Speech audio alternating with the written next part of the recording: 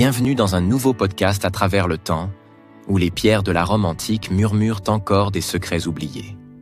Aujourd'hui, je vais vous raconter l'histoire de Claudia, une jeune femme dont la lumière intérieure brillait d'autant plus fort qu'elle fut vite étouffée par les ombres de son époque.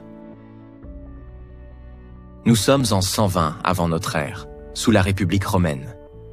À cette époque, Rome est en plein essor, mais ses rues pavées d'ambition et de gloire cachent aussi des luttes de pouvoir et des drames familiaux.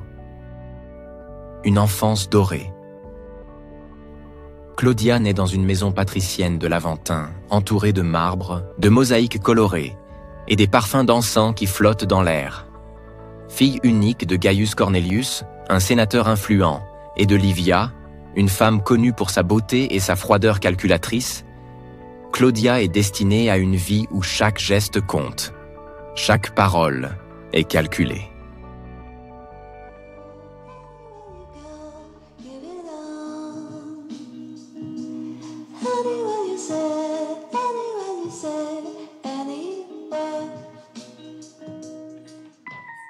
Dès son plus jeune âge, Claudia montre un tempérament différent. Si elle obéit aux leçons strictes de son précepteur grec, Alexandros, elle rêve d'un monde plus simple, d'un monde où les convenances n'étranglent pas les cœurs. Elle apprend à lire, à écrire, à chanter et à jouer de la cithare. Mais c'est dans la nature qu'elle trouve son refuge. Son amour pour les animaux se manifeste tôt. Un jour, à 8 ans, elle sauve un chaton aux yeux bleus. Elle le nomme Nigellus et le garde auprès d'elle malgré les réticences de sa mère, qui voit d'un mauvais œil ce qu'elle considère comme une créature de mauvais augure. Avec le temps, Nigellus devient son confident silencieux, son ombre, son compagnon le plus fidèle. La beauté est l'art de séduire.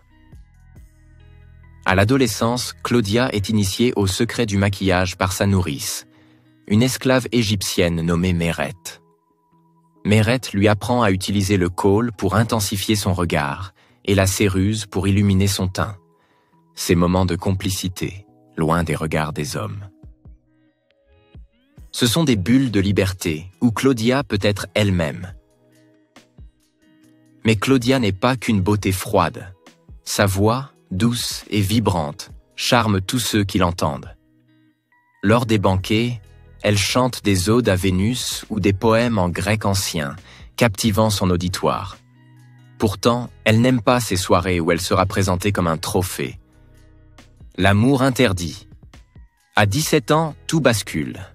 Lors d'une fête donnée par un ami influent de son père, Claudia croise le regard de Marcus Valerius, un jeune tribun militaire issu d'une famille rivale des Cornelius. Marcus est tout ce que Claudia admire chez un homme, comme être courageux, idéaliste et doté d'une passion brûlante pour la justice. Leur première rencontre est brève, mais leurs regards échangés suffisent à allumer une flamme. Peu après, ils commencent à se voir en secret, se retrouvant dans les jardins du Palatin ou près des ruines d'un ancien temple étrusque. Leur amour est pur, mais interdit. La rivalité entre leurs familles transforme cette romance en tragédie annoncée. Lorsqu'ils échangent leurs promesses d'amour éternel, ils savent qu'ils jouent avec le feu.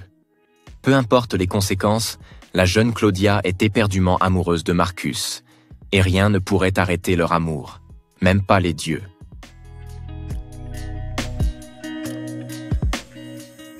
Les complots et les trahisons. La vie de Claudia ne sera pas épargnée par les intrigues politiques. Son père, en quête d'alliance, envisage de la marier à un homme beaucoup plus âgé, Titus Claudius, un riche marchand connu pour sa brutalité. Lorsque Claudia ose refuser, elle déclenche une tempête. Sa mère, qui a toujours rêvé de voir sa fille renforcer le prestige des Cornelius, la somme d'obéir. Les esclaves de la maison murmurent déjà que Claudia s'est rebellée et qu'elle a brisé une amphore en criant qu'elle n'était pas une marchandise à vendre. Pendant ce temps, Marcus sera envoyé en mission militaire en Hispanie, un exil déguisé orchestré par le père de Claudia. Une fin déchirante. Seule et désespérée, Claudia trouve un réconfort dans ses chats, qui peuplent désormais son jardin. Nigellus reste son fidèle compagnon, et elle compose pour lui des chansons mélancoliques. Mais l'amour qu'elle porte à Marcus continue de la consumer. Un soir, elle apprend par une esclave que Marcus est mort. Dévastée, elle décidera alors de prendre son destin en main. Contre toute attente, elle quittera sa maison avec l'aide de Mérète, sa fidèle esclave grecque, et prendra la mer pour l'Égypte rejoindre les Ptolémées et la grande bibliothèque d'Alexandrie, et ne reviendra plus jamais à Rome.